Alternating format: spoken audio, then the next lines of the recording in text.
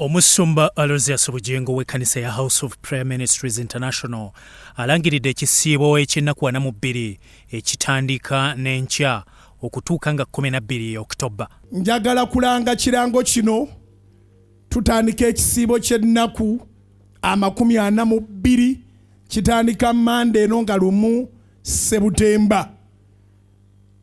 Kyannaku 42 kijja kugwa ng'ennaku z'omwezi 12 omwezi gwa Oktoba. Mu kusaba n'okusiiba kuno olw'omukaaga lugattiddwako okusiguukulula ebikyalemesezza. Eddoboozi lyambuulidde era nga siribuusabuusa erya Mukama waffe Yesu okukola omulimo okuva ku Monday paka ku Sunday nga wiiki esookedde ddala mu kisibo ky'ennaku 42.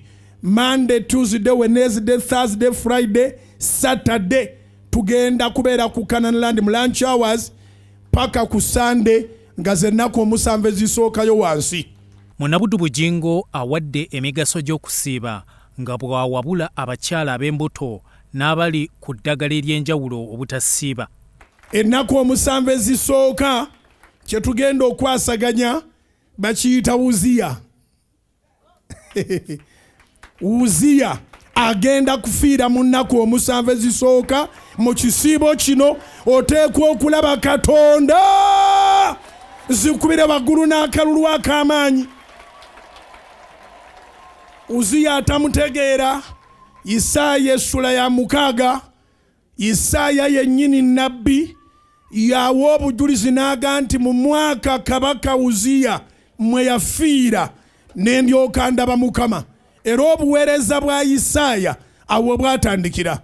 Okuva n'enkya okutuuka ku lw'omukaaga ku Canaanland kusaba okulimu n'okusiiga amafuta. Ngenda kwewaayo olw'okutaano lwa wiiki eno ye night prayer esookedde ddala mu mwezi ogwa Septemba. Tugenda genda ne night prayers paka mu Gw'ekkumi. Naye neesooka togisubwa. Naye wadde ngenda kugisulamu mu maanyi amangi olw'omukaaga tulina service. Nzikirizanga buli muntu alina Uziya mu bulamu bwe. Enjiri egenda okubuulirwa ennaku ezo zonna, ennaku 7 ejja kwongera okubikula Uziya n'abadde yeekwesa ajja kulabika. Kubira Mukama engalo ez'amaanyi. Ennaku 7 zijja kwongera okubikula Uziya, ne Uziya abadde yeekwese naye ajja kumala alabike, era ajja kumala afe, era ojja kumala olabe Katonda. Ekibadde wakati wo n'ebyamagero byo kiteekwa okuzikirira. Ekibadde wakati wo n'ebirooto byo kiteekwa okuzikirira. Amafuta ngenda kubanga ngateeka ku mutwe gwa buli muntu. Nze kennyini nga nze nga kweteerako. Kamubeere nga muliwo bameka ngenda gakuteekako. Abayimbi ab'ennyimba ez'amaloboozi amaseeneekerevu agasinza aba Ambassadors of Christ bategese ekivulunga 7 Septemba ku Serena. Ndikirya jjo baakimutikka. Omuntu omu yambuuza nti lwaki ojaguza emyaka 37 nga wabadde wabula 3 gyokka oweze 4. Kakati simanyi byankya. Omwoyo waŋŋambidde nti weebaze olwaleero. Kiina kubeera ekyo. Kwaya Mukama gye yawa omukisa n'eganja mu maaso gammwe, kubanga guba mukisa abakola bababeera bangi, naye okuganja n'okkirizibwa mu maaso g'abantu ekyo kiba kisa kya Mukama. Era kyova olabanga okujaguza kuno tukutuumye this far by grace, nti okutuusa wano lwa kisa. Newankubadde nga tugambye nti this far by grace nga kuliko nti mwali musozi Joram, naye owooluganda atudde awo osobola okusiimuulawo sozi Joram n'oteekawo erinnya lyo. Bajagulizaako mwali musozi Joram nga bazze okujjukiza abakkiriza ku kivulu kino ne basiima.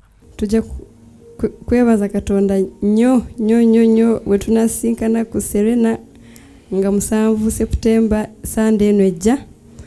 Era tujja kusanyuka nnyo bwe tubanga tubalina nga twebaza Katonda all of us. Bakowodde abantu okubeegattako nga bajaguza emyaka 37 nga baweereza Katonda. Tugenda kujja Sunday tweteeketeeke etiketi ezisooka za mitwalo 10 eziddako waddawo mmeeza ey'abantu abataano okuva ku mitwalo 10 kuddako mmeeza ey'abantu abataano yakakadde kamu awo ne kuddako emmeeza endala y'abantu 8 meeza endala y'abantu 8 yabukadde busatu tewaliwo kigenda kulema. Amiina. Tulabye nga baganda baffe abali ku ludda lw'ensi bajja ne bajjuza Serena emmeeza ezo ng'ezaabwe zina miliyoni 8 ffe abagenda mu ggulu tunaalemu emiliyoni 3 mukubire Mukama engalo ez'amaanyi ky'oba omanya nti omutima gwaffe gukwaniriza. Amiina. Bibadde mu kusaba okwa buli Sande ku ttaka ettukuvu ery'e Kanani byatumwebaze Godfrey akuyita mu kusaba okwa Independence Night 2025 nga 26 Septemba e Kololo.